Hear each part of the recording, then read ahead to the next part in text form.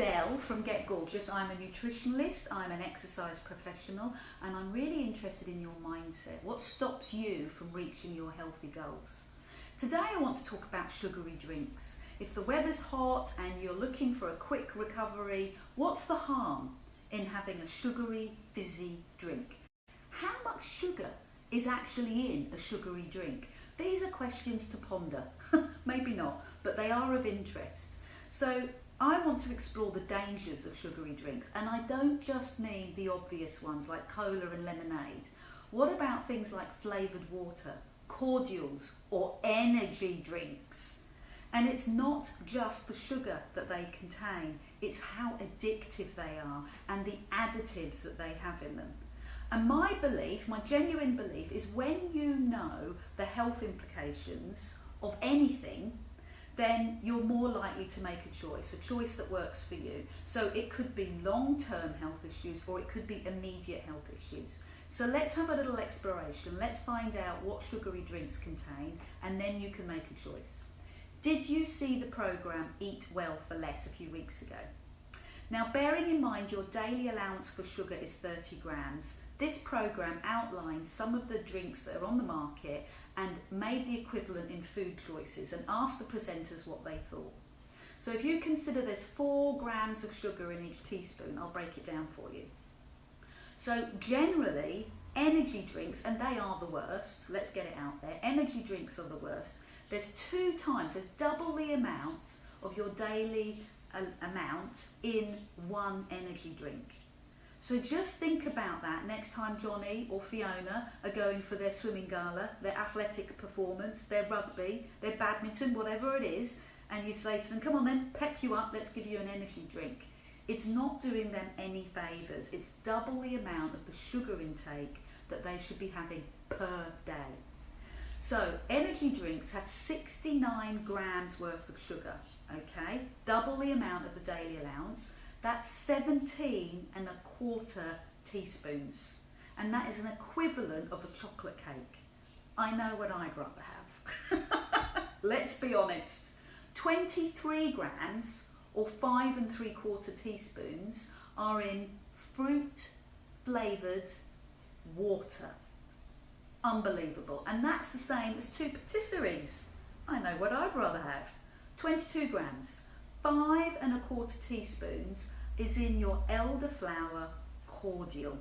So it looks healthy, it sounds healthy, but it's 5½ teaspoons worth of sugar. And that is the equivalent of 3 fairy cakes. The question is there. Finally, 20 grams, 5 teaspoons, and that is the equivalent of 7 digestive biscuits. Even on a bad day, I can't eat 7 digestive biscuits, but that is the equivalent of squash.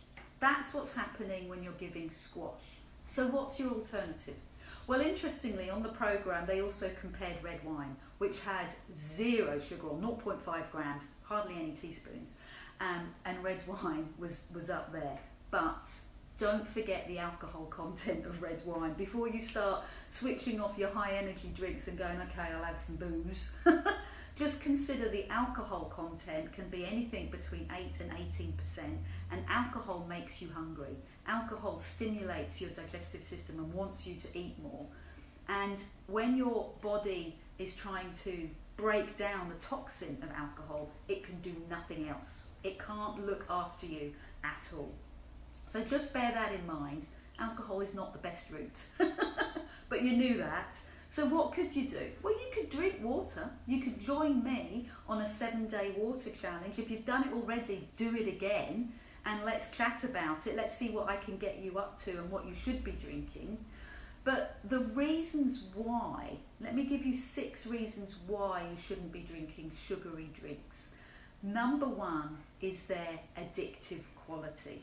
So you have your regular cola, for instance, and you have a sugar high. And then that sugar high brings an insulin drop, which you consider to be, oh, the effect has worn off.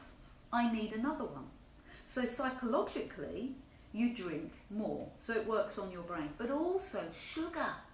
Sugar is highly addictive. They've done brain scans where they have compared the human brain that drank a sugary drink with a human brain that took cocaine, and both areas of the brain were triggered in the same place. So sugar is as addictive as really high addictive things like heroin, cocaine and nicotine and things like that. That's sugar. But it's not just the sugar that these sugary drinks have, it's the caffeine as well. That's also highly addictive. So bear that in mind when you're reaching for your sugary drink. But the thing that concerns me the most about your health are the nasty additives that go into these drinks. It's my biggest bugbear, additives. And one of the additives that are in sugary drinks is phosphoric acid. And that's what gives the taste, that tingle, that tangy taste. Now this acid affects the health of your skin.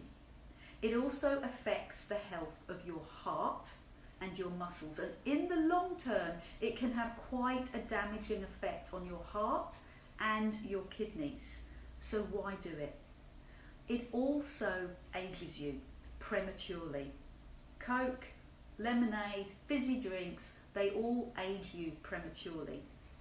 And the big scary thing, this is the bit that gets to me, is your bone density. Osteoporosis is a worry. For people like me, people that have got my body frame, osteoporosis is a big issue. And fizzy drinks actually suck out, don't be so dramatic, Adele, but it affects your bone density. And as much as 2 drinks a week will have an effect on your bone density. Is it worth the risk? I don't think so. The other one is food dyes. So if you're drinking something as harmless as, say, elderflower cordial, there's going to be a food dye in that. And even the food dye on its own has been linked to things like hyperactivity in children, asthma and thyroid issues. So why take the risk? Now, number 5, when you think you're drinking a sugary drink, it tastes very, what we would call alkaline. But actually, it is acidic. And that acidity affects your teeth. You know that. You've seen kids that have got their teeth have all fallen out, babies, because they've been sucking it in a bottle and it's been really attacking their teeth. It attacks the enamel. So sugary drinks really affect your teeth. So if nothing else bothers you, you don't want to end up like that. Empty calories. Sugary drinks is full of empty calories, especially zero sugar drinks. Sorry, I'm trying not to rant, but zero sugary drinks, they are the worst because you've not got the sugar, but you've got additives and aspartame. Now, government legislation tells us that aspartame is okay, but it is linked to so many issues. Why take the risk? And when you are drinking zero sugar, your body is expecting sugar, okay? And these zero drinks are actually more sugary in taste than a normal drink. So your body is going to metabolize, it's going to react in a much stronger way. And then nothing lands. Nothing lands. And you've got all these hormones in your body that have nowhere to go. Now, insulin is the hormone that sops up all the sugar that you have in your body. And if insulin has nowhere to go, do you know where it goes? It sits on your lovely belly. So, don't drink sugary drinks. That would be my advice. I don't understand why people would do it. And if you are drinking sugary drinks, tell me why. Explain it to me. I'm a little bit stupid. I don't get it. Tell me what your motivations are. I would love to know. Join me on the 7-day water challenge. The link is there. What have you got to lose? It's absolutely free, and maybe, just maybe, we can push out the bad habit and bring in a good habit. Drink more water. Thank you very much for letting me rant. I adore you. I am Adele from Get Gorgeous. I'm a nutritionalist. I'm interested in your mindset, why you drink sugary drinks, if indeed you do. And of course, exercise. I'm a big exercise bunny. So I'll speak to you soon. Bye.